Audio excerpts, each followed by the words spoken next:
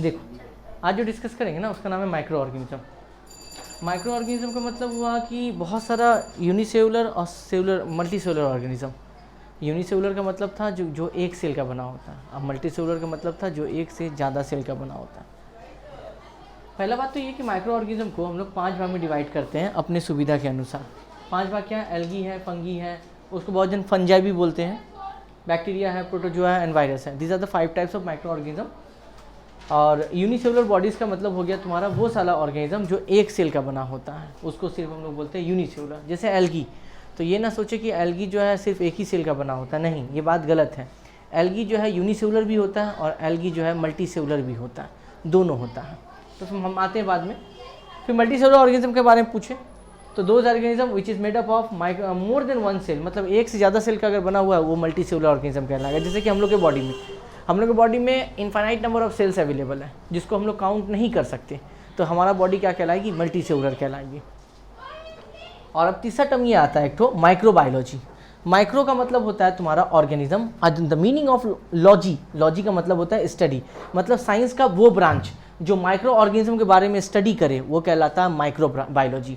That means the branch of the science which deal with the study of micro organism is called microbiology.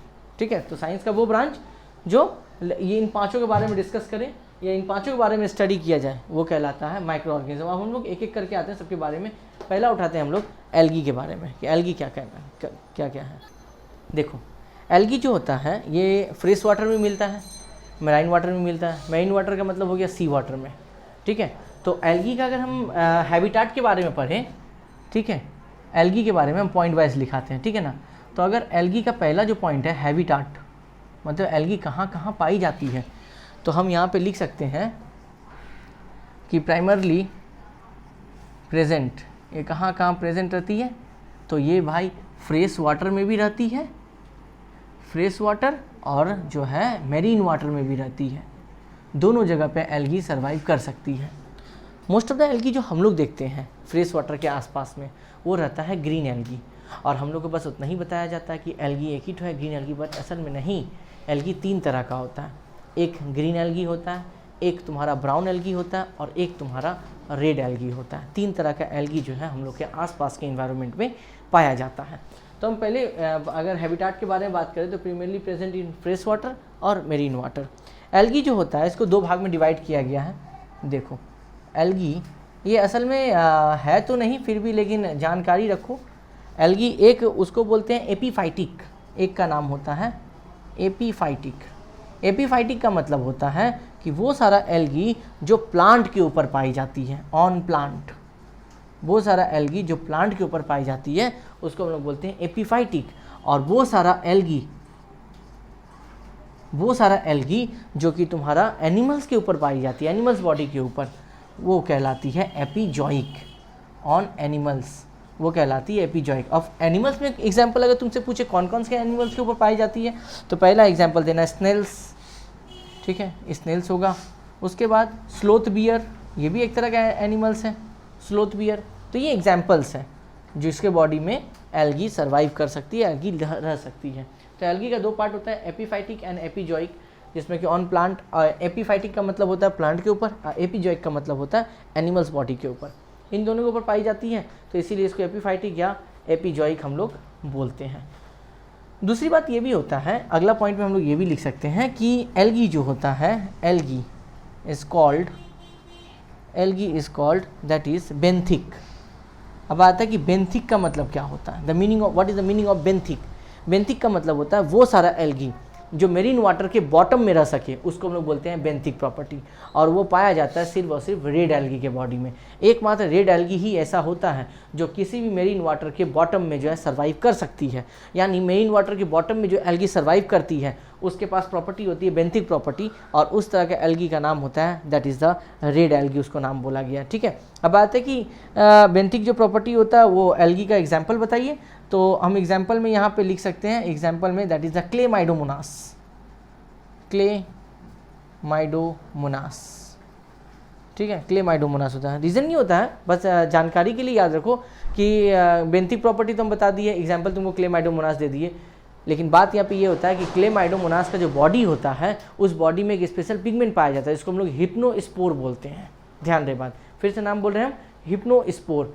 इसी हिप्नोस्पोर, ये हिप्नोस्पोर जो होता है red colour का एक पिगमेंट है, जिसके कारण उस एल्गी का शरीर जो होता है वो कैसा दिखता है हम लोग को, रेड कलर का दिखता है। तो अगर तुमसे कोई पूछे कि रेड एल्गी का शरीर रेड एल्गी क्यों दिखाया जाता है, तो बोलना उसके बॉडी में एक स्पेशल पिगमेंट पाई जाती है, जिस पिगमेंट का नाम होता है हिप्नोस्पोर, जिसके वजह से उस एल्गी का जो बॉडी होता है रेड कलर का होता है, इसको रेड एल्गी भी बोलते हैं।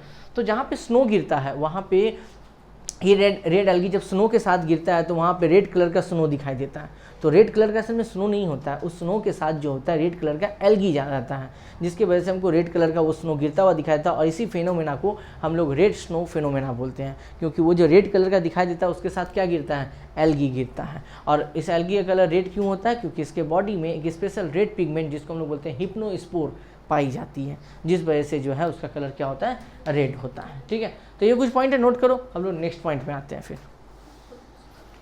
देखो ये एल्गी के कुछ पॉइंट हैं, लगभग हम 11 पॉइंट लिखे हैं। अब एक एक पॉइंट करके देखो। पहला तो दिया कि most of the green algae are in fresh water. Most of the green algae जो होता है वो फ्रेश वाटर में लाइव करता है, मतलब जिंदा रहता है या पाया जाता है। तो फ्रेश वाटर में जनरली जो हम लोग का एल्गी दिखता है वो एल्गी कैसा होता है, ग्रीन एल्गी होता है, वो रेड एल्गी या ब्राउन एल्गी हम लोग को वहाँ पे नहीं दिखता है। दूसरा बात ये है कि क्लेमाइडोमोनास का एग्जांपल अभी दिखाए थे, वो यूनिसेलुलर होता है। क्लेमाइडोमोनास यूनिसेलुलर एल्गी है और ये कुछ मल्टीसेलुलर में भी पाए जाते हैं। तो क्लेमाइडोमोनास जनरली जो है पाया जाता है क्या, यूनिसेलुलर। तो ये एग्जांपल भी आता है क्लास 8 में। ठीक है, उसके बाद क्लेमाइडोमोनास और वॉल्वॉक्स ये दोनों जो है एक्वाटिक होता है। एक्वाटिक मतलब ये पानी में स्विम कर सकता है। इसी वजह से कुछ क्लेमाइडोमोनास के पास रेड एल्गी मतलब हिप्नोस्पोर पाई जाती है। अभी हम बताए थे कि कुछ एल्गी बेंथिक प्रॉपर्टी रखती है अपने पास, मतलब ये पानी के बॉटम प्लेस में भी सर्वाइव कर सकती है। तो पानी के बॉटम प्लेस में सर्वाइव करती है, उसमें आता है तुम्हारा क्लेमाइडोमोनास और वॉल्वॉक्स, बिकॉज इन लोगों के पास रेड एल्गी वाला प्रॉपर्टी होता है और इन लोग स्विम कर सकता है। स्विम मतलब तैर सकता है इन लोग पानी के अंदर। दूसरा स्पायरोगायरा जो है फिलामेंटस होता है। फिलामेंट का मीनिंग थोड़ा देर बाद बताते हैं हम, बस इतना याद रखो, स्पायरोगायरा फॉर्म द फिलामेंट, ये फिलामेंट फॉर्म करता है। दूसरा आता है कि वॉल्वॉक्स जब अपने रहता है तो रहने के बाद कॉलोनीज में रहता है, मतलब अ बंच ऑफ समथिंग, एक दो नहीं रहता, बहुत सारा एल्गी मिलके क्या करता है अपना अपना जो है कॉलोनीज बनाता है, उसको बोलते हैं क्लस्टर फॉर्म्स। और उस फॉर्म में जो है लोग रहता है, अकेले सर्वाइव इन लोग नहीं करता है। और इसके बाद पहले ही बताए थे ये वाला बात कि मैक्सिमम एल्गी जो होता है उस प्लेस में पाई जाएगी जहाँ पर जो है मॉइस्ट प्लेस होगा। मॉइस्ट मतलब नमी वाला प्लेस जहाँ पे होगा, वहीं पर ज़्यादातर एल्गी जो है पाई जाती है। दूसरा है कि हम ये नहीं बोल सकते कि दुनिया में जो है खाली ग्रीन एल्गी ही पाया जाएगा, ऐसा हम नहीं बोल सकते। हम यही बोल सकते हैं कि दुनिया में जो है कुछ एल्गी ब्राउन भी होते हैं और कुछ एल्गी रेड भी होते हैं, मतलब red algae and brown algae are also found in our earth. सिर्फ और सिर्फ ग्रीन एल्गी अवेलेबल नहीं है। अब इन तीनों के पास, चाहे ग्रीन हो, रेड हो या ब्राउन हो, इन लोगों के पास दो तरह का जो है अलग अलग तरह का अगर हम बात करें तो फोटोसिंथेटिक पिगमेंट बोलो और या नहीं तो फिर एसेसरी फोटोसिंथेटिक पिगमेंट बोलो। ठीक है, एसेसरी फोटोसिंथेटिक पिगमेंट पाई जाती है। जैसे ग्रीन एल्गी में, ये तुम्हारे बुक में नहीं दिया गया है, हम एक्स्ट्रा बता रहे हैं कि ग्रीन एल्गी में पाई जाती है chlorophyll a and chlorophyll b. Red algae में पाई जाती है chlorophyll a and chlorophyll D.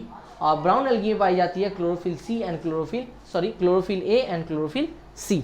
तो ये होता है एसेसरी फोटोसिंथेटिक पिगमेंट। जैसे हम लोग जानते हैं ना कि एल्गी जो अपना खाना खुद से बनाता है बिकॉज ग्रीन कलर का होता है, तो उसमें क्लोरोफिल पाई जाती है। क्लोरोफिल भी अलग अलग तरह का अवेलेबल होता है। तो कौन सी क्लोरोफिल पाई जाती है वो कभी अगर पूछे तो ये नॉलेज में याद रखना कि ग्रीन हो, रेड हो या ब्राउन हो, क्लोरोफिल ये तीनों में अवेलेबल है। ठीक है, देखो अब फिर ग्रीन में एक्स्ट्रा है बी, रेड में एक्स्ट्रा है डी और ब्राउन में एक्स्ट्रा है सी।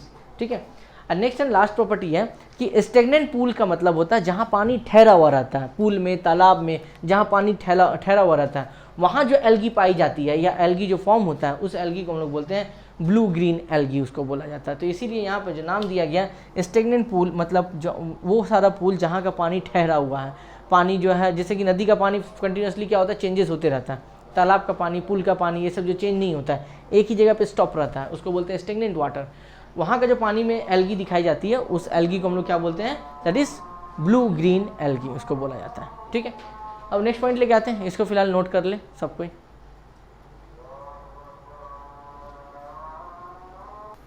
देखो अगला जो ये आता है कि एल्गी का यूज़ हम लोग कहाँ कहाँ करते हैं। तो पहला तो हम तुमको बता दें, कुछ एल्गी ऐसा होता है जो चाइना जापान के लोग खाते हैं, और चूँकि हम लोग को पता है कि चाइना जापान में लोगों से पूछे कि भाई तुम क्या नहीं खाता, कुत्ता बिल्ली कॉकरोच सब तो खाता ही है यार।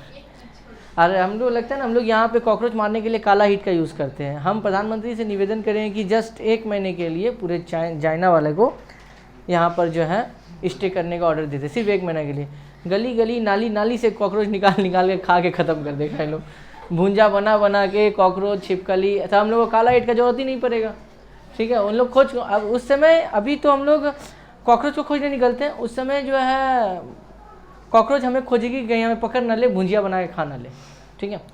तो चाइना जापान में सब कुछ खाया जाता है, तो एल्गी कौन सी बड़ी बात है। और कौन सी एल्गी खाई जाती है याद रखना, दैट इज रेड एल्गी खाई जाती है। ये ना बोल दे कि एल्गी खाई जाती है ब्राउन बिब्जियोर सब कलर की एल्गी खाई जाती है, नहीं, रेड कलर की एल्गी खाई जाती है।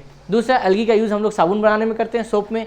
तीसरा, एल्गी का यूज़ जो होता है वो टूथपेस्ट में। क्या आपके सॉल्ट में नमक है, ठीक है, एक ऐड आता है ना, तो टूथपेस्ट हो गया, पॉलिश हो गया, जूता जो चमकाते हैं हम लोग, ठीक है, उसमें हो गया, उसमें यूज़ करते हैं। और एक तो है algae are used in the tissue culture. ये एक टिश्यू कल्चर एक अलग ही टॉपिक है, ठीक है। तो फिलहाल ये डिस्कस यहाँ पे तो नहीं होगा, बस इतना बता सकते हैं हम कि इसका यूज़ टिश्यू कल्चर में होता है, ठीक है। ये नेक्स्ट वीडियो में हम टिश्यू कल्चर के बारे में तुमको बताएंगे ये क्या होता है।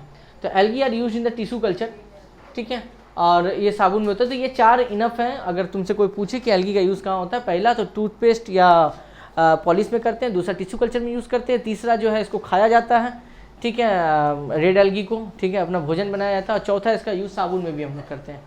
तो हम लोग शायद साबुन लगाते हैं उसमें एल्गी होता है कि नहीं पता, हम लोग तो भाई डेली लाइफ बॉय लगाते हैं, ठीक है। तो फिलहाल ये चारों यूजेस को नोट करें, हम लोग अगले टॉपिक में आते हैं।